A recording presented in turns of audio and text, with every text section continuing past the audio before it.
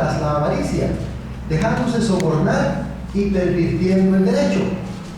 Entonces los ancianos de Israel se juntaron y vinieron a Ramá para ver a Samuel, y le dijeron: he aquí tú has envejecido y tus hijos no andan en tus caminos.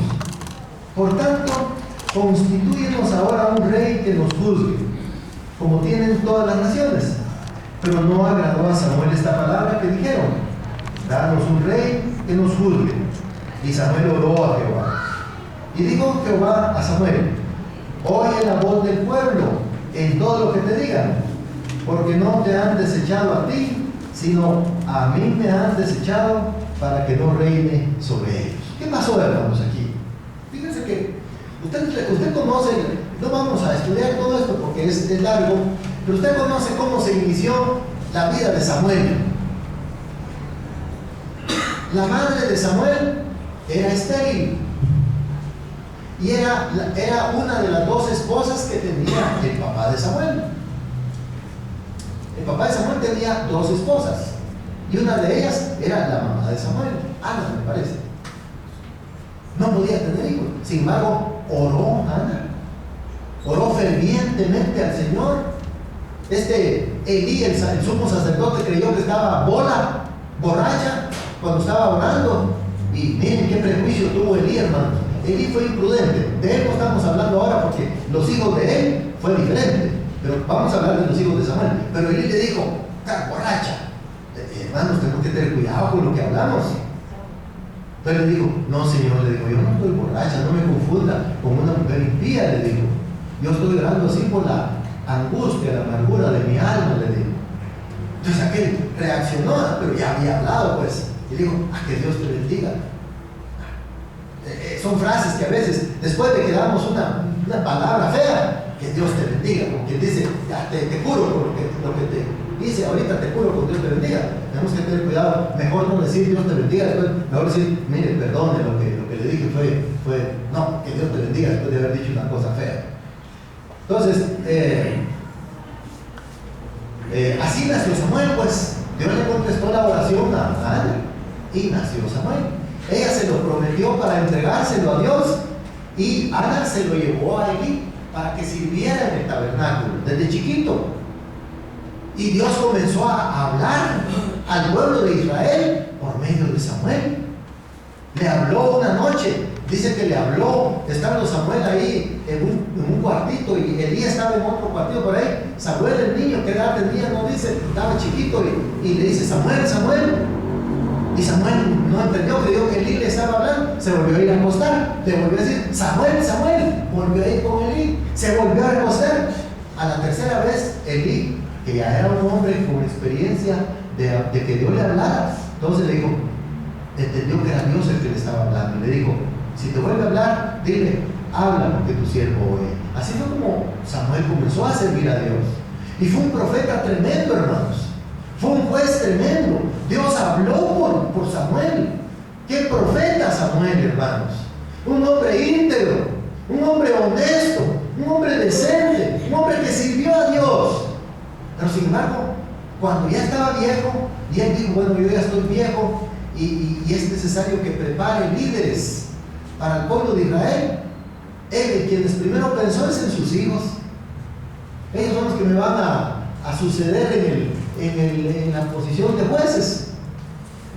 Hermanos, los pensamientos del hombre no son los pensamientos de Dios.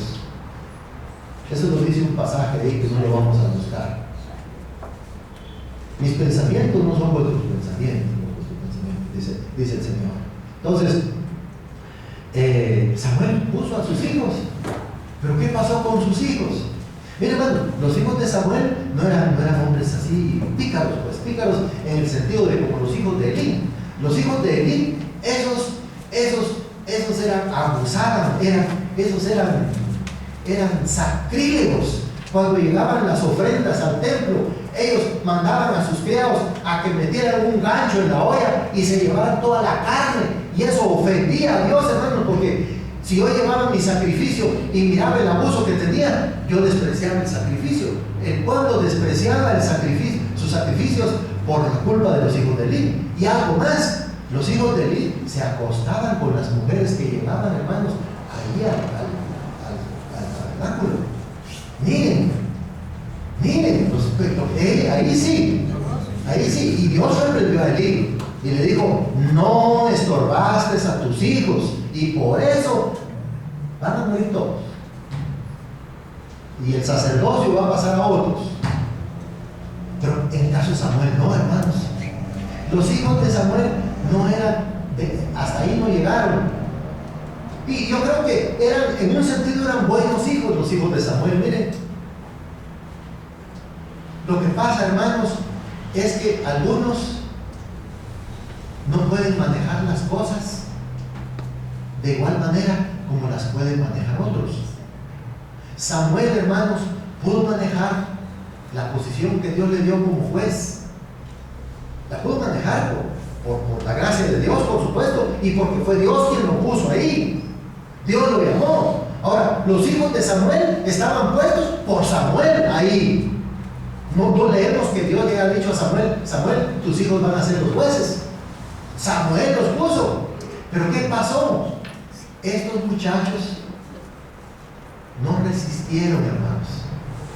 No resistieron esa posición. Hay posiciones, hermanos, que son muy delicadas.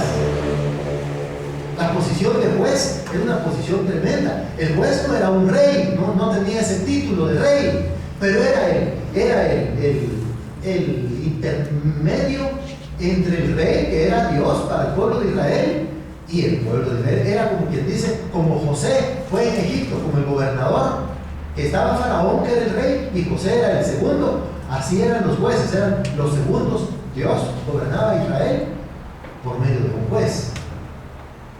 Entonces, pero los patojos estos no aguantaron, hermanos. A ellos les comenzaron a tentar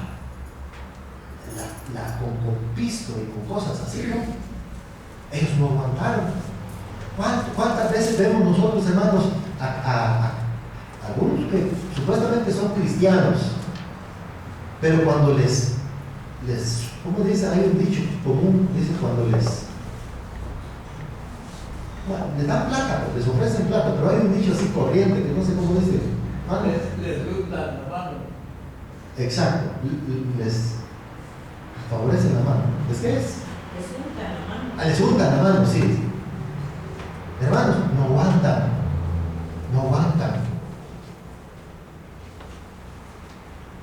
Ya sea porque les gusta la plata, ya sea porque tienen miedo de que los vayan a matar, o cuántas cosas pueden haber, ¿no?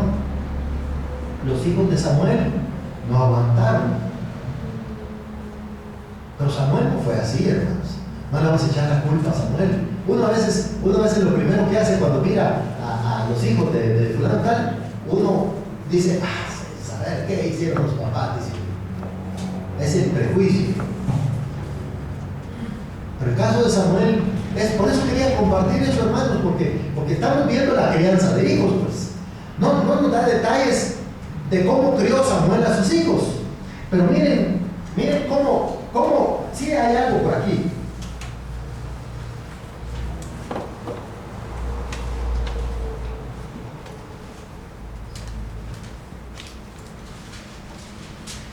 Abran su Biblia aquí siempre en el libro primer libro de Samuel, en el capítulo 12. Primer libro de Samuel, capítulo 12.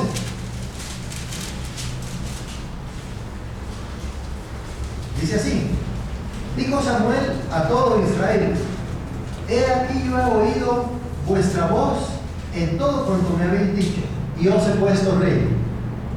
Ahora pues, he aquí vuestro rey va delante de vosotros. Yo soy ya viejo y lleno de canas, pero mis hijos están con vosotros. Todavía Samuel, mire, les pone a sus hijos para, como quien dice, mis hijos nos pueden ayudarles, le quiso decir a Israel. Pero mis hijos están con vosotros, y yo he andado delante de vosotros, miren, y yo he andado delante de vosotros desde mi juventud hasta este día. Aquí estoy, atestiguad contra mí delante de Jehová y delante de su ungido, si he tomado buey de alguno de ustedes. ¿Alguno de ustedes vino a sobornarme con un buey? Agarré el buey, díganme, aquí estoy. Si he tomado el asno de alguno de ustedes, o me aproveché de mi posición que porque era juez, entonces yo hice alguna marufia por ahí legal y me quedé con el buey de ustedes o me quedé con el asno de ustedes. Díganme. Y sigue diciendo, si he calumniado a alguien, he hablado yo mal de alguien y por mi culpa fue a parar a la cárcel, díganme. O lo he insultado, se me subió en la posición de juez y bueno, ya orgulloso, y yo vine y le dije unas cuantas, bien dichas a usted, alguien diga. O si de alguien he tomado cohecho, soborno, ¿no? Para cegar mis ojos con él, dígame, si yo lo he hecho, yo se lo voy a restituir, yo se lo voy a devolver. O voy a ver qué hago, disculparme, pedir perdón, o lo que sea. Entonces, ¿qué le contestó el pueblo? Dice, entonces dijeron, nunca nos has calumniado, ni agraviado, ni has tomado algo de mano de ningún hombre. Y él les dijo, Jehová es testigo contra vosotros, y su ungido también es testigo en este día, que no habréis hallado cosa alguna en mi mano. Y ellos respondieron, así es.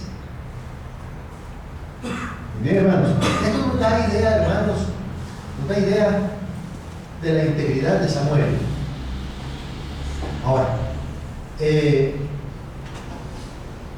no nos habla de la esposa de Samuel. La Biblia no nos dice nada de la esposa de Samuel. Pero hermanos, gran parte de la crianza de los hijos es precisamente, ¿qué cosa? El testimonio personal. Samuel no le dio un mal ejemplo a sus hijos. Samuel no le dio un mal ejemplo a sus hijos, hermano. Y aquí lo vemos. Y el pueblo le está testificando. Y ahí están los hijos también, hermanos. Es que ahí estaban los hijos presentes cuando él les dijo, miren, he hecho esta cosa. Bueno, y los hijos, ¿qué iban a decir? Si nosotros no estamos haciendo lo mismo que vimos que hizo nuestro papá. Por eso es que nosotros, porque dice aquí, los hijos se volvieron tras la avaricia, se dejaron sobornar y pervirtieron, versículo 3 del capítulo 8, pervirtieron ¿qué cosa? Derecho, hermanos.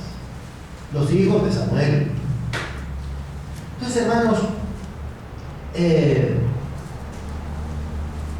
muchas veces, hermanos, no tenemos que pensar que nuestros hijos tienen que seguir nuestros pasos, pues, en las cosas de la vida. Nosotros tal vez como padres, pudimos enfrentar algunas cosas porque Dios nos dio la gracia y porque Él nos puso en eso, pero eso no significa que los hijos van a poder enfrentar la cosa igual.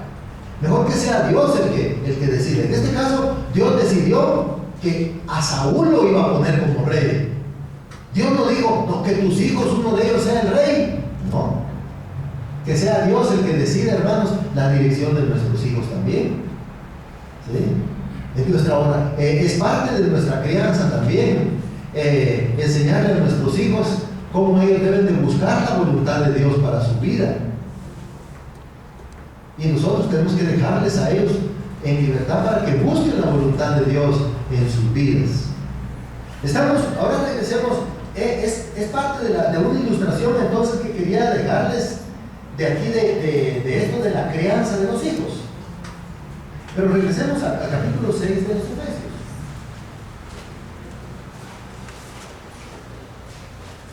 Este pasaje, hermanos,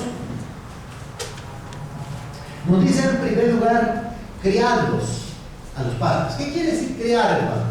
Yo ya les dije, en mi relación como pastor con ustedes, les dije ya algunas palabras que tienen que ver con criar. Pues. Hermanos, criar tiene muchas palabras que podemos mencionar en eso, ¿no? Pero Los papás, hermanos, los papás toman a un niño, bueno, la mamá lo tiene desde que lo concibe, ¿no? Pero vamos a tomar la crianza. Hoy dicen que a los niños se les puede ir enseñando casi desde que están en el vientre de la mamá, ¿no? Que les ponen música para que oigan, y música bonita, y que les hablan, miren hijo, que una su hermanita, que usted tiene un su hermano, les hablan las mamás ahí, ¿no? Cuando yo no sé qué impacto, qué influencia tienen en realidad esas cosas ahí, pero pensemos cuando ya nacieron. Hermanos, cuando ya nació un niño, Dios ha puesto en las manos de los papás, Dios ha entregado en las manos de los padres algo que está, podemos decir, hermano Rogelio usaba esta palabra, algo que está, digamos, como una semilla, ¿no? La semilla, una semilla sea de jocote, una semilla sea de naranja o de limón. Fíjense que en esa semilla, ahí está la plantita, hermanos. En tamaño chiquito, ahí está la plantita, adentro de la semilla. Lo que está esperando esa semilla es caer en una tierra abonada y húmeda, y la semilla, mire, comienza. Bueno, criar, hermanos, es agarrar esa semillita que es el hijo, darle todas las condiciones, lo mejor que uno pueda, las condiciones para que esta semillita dé de sí lo mejor que puede dar esa semillita. Eso es criar un hijo.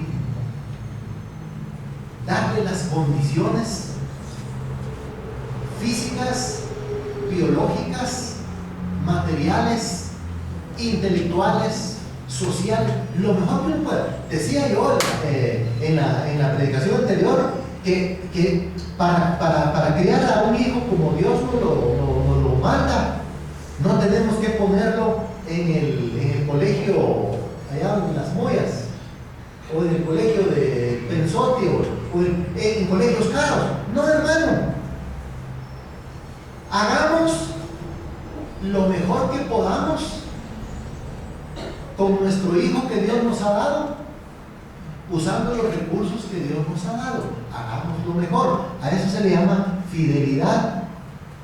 Yo he oído, hermanos, de hombres a quienes su mujer les exige mucho, ¿saben? He oído de hombres a quienes su mujer les exige mucho para ella misma, para tener ella, y le exige yo no sé qué otro, pero si le exige yo no sé cosas grandes, pues. Porque hay personas, hermanos, que tienen, ¿cómo le llaman esa cosa de grandeza? Delirio, algo así, ¿no? Como locura. Les gusta la grandeza. Entonces, solo piensan en cosas grandes.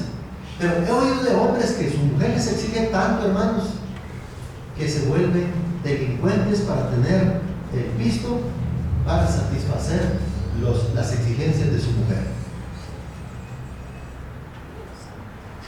Hermana, si usted, yo creo que aquí no hay ninguna así, pero no deje tentarse de esa manera, hermana, exigiéndole tanto al marido que lo empuje, que lo exponga a volverse un delincuente. Conocí a un pastor, hermanos. Yo lo conocí cuando era estudiante en el Instituto Bíblico.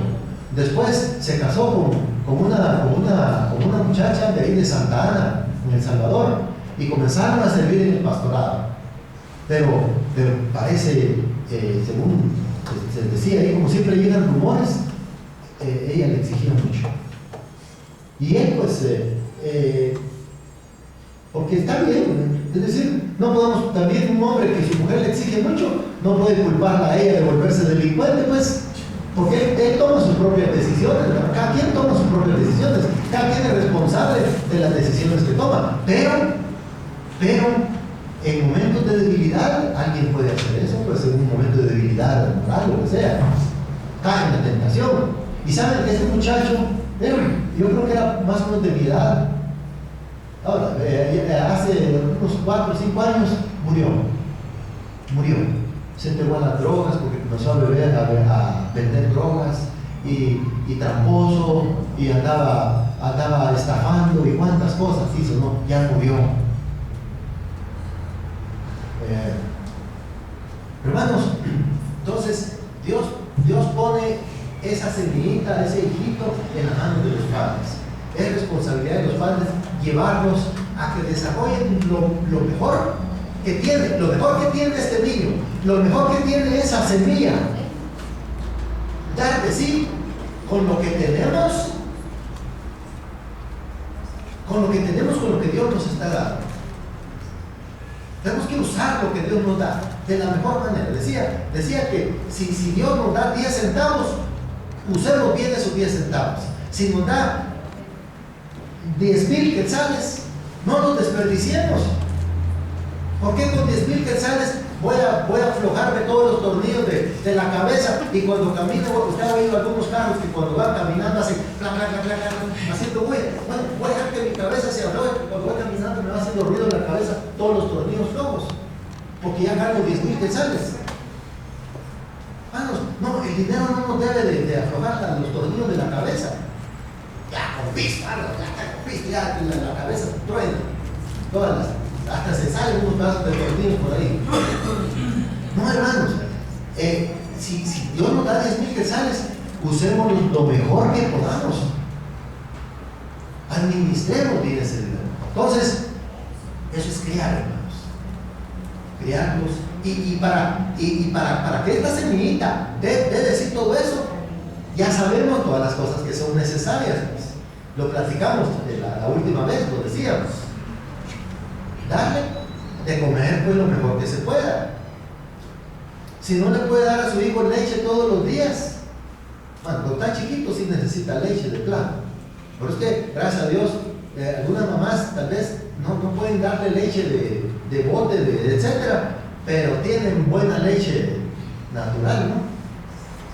Y beben atoles y todo eso, y ahí están, y los patojos están, tal vez no están tan bien fortachonones así, pero tan sanos.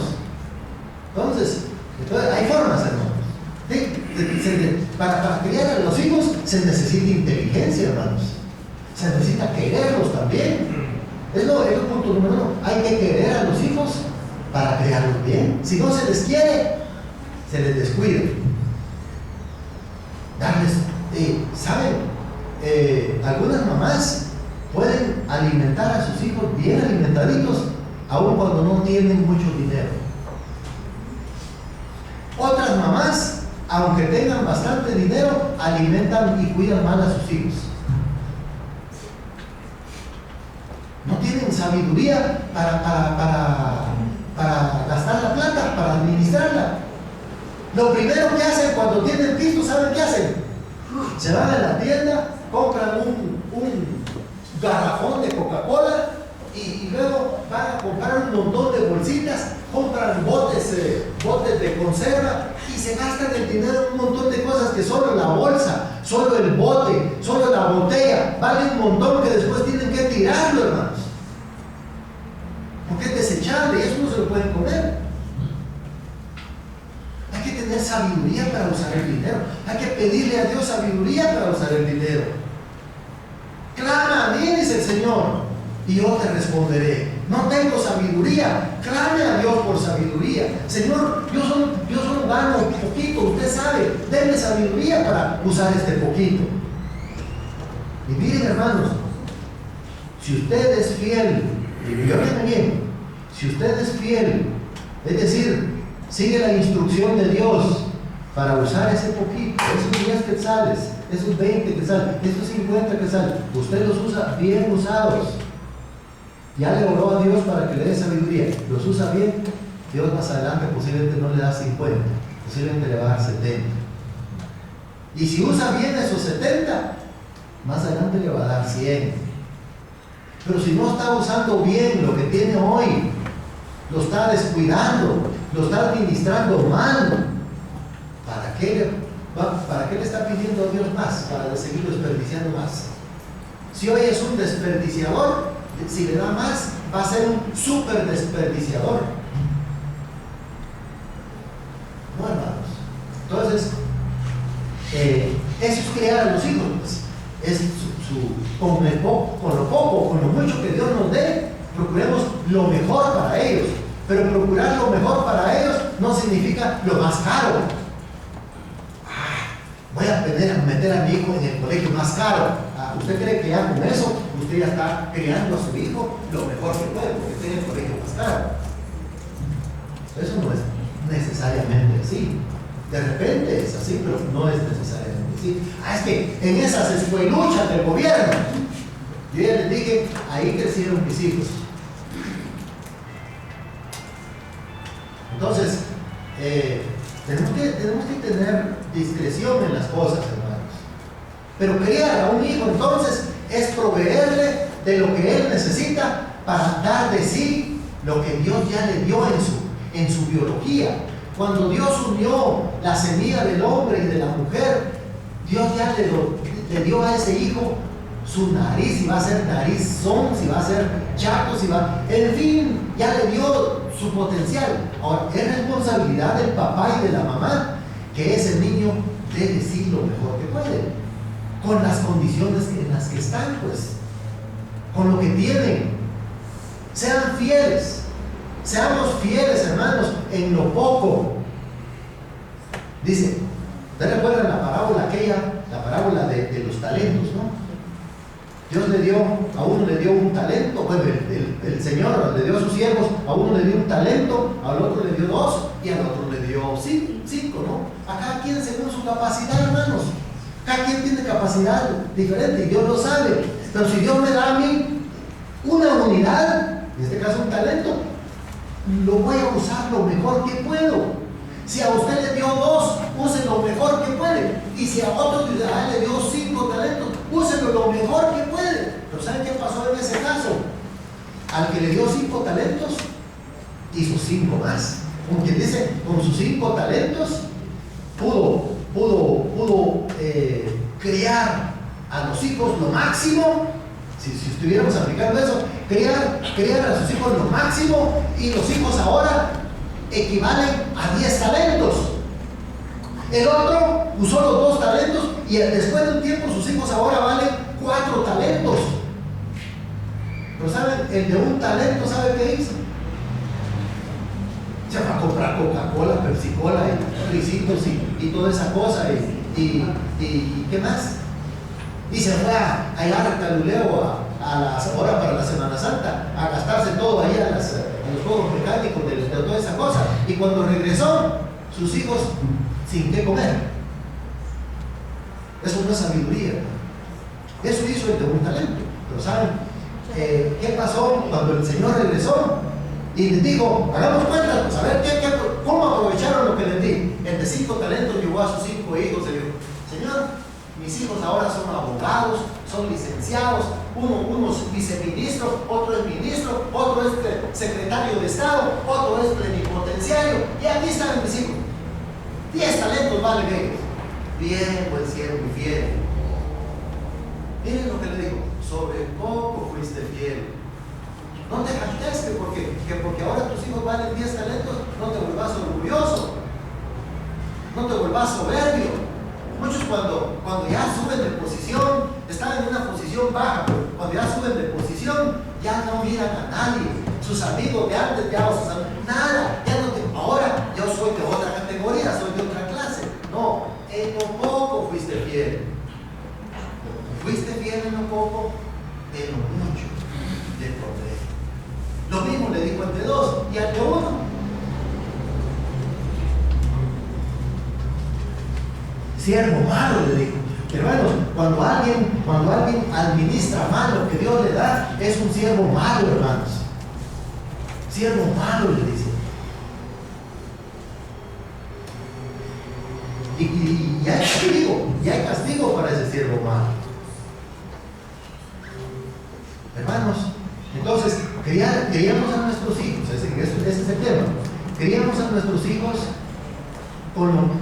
haciendo lo mejor que podemos con lo que Dios nos está dando. Si Dios le da 10, use sabiamente esos 10 en la crianza de sus hijos. Si Dios le da 20, 20. Si Dios le da 100, 100. Si Dios le da 25,000, algunos saben, algunos que son de clase no muy alta, pero que están trabajando bien, su salario es 25,000. Y gracias a Dios si están ganando 25,000. Bueno, los diputados y otros más, pues ellos es otro tema, ¿no? Pero gente técnica, capaz, que son profesionales, están en posición, están ganando sus 25,000, sus 30,000, algunos quizás llegan a 40,000 mensuales, hermanos. Bueno, pero si Dios les está dando eso, que usen bien, hermano, eso es una cosa. En ese tema estamos. Y los que estamos abajo, hermano Rogelio, otro dicho de hermano Rogelio. Yo soy el que voy a escribir los dichos de hermano Rogelio, yo lo voy a escribir algún día. Me caía mal ese dicho, hermano. Me caía mal. Pero decía hermano Rogelio, por algo Dios puso a los sapos debajo de las piedras. ¿No es ese dicho suyo, hermano? Yo me sentía como sapo debajo de una piedra, hermano.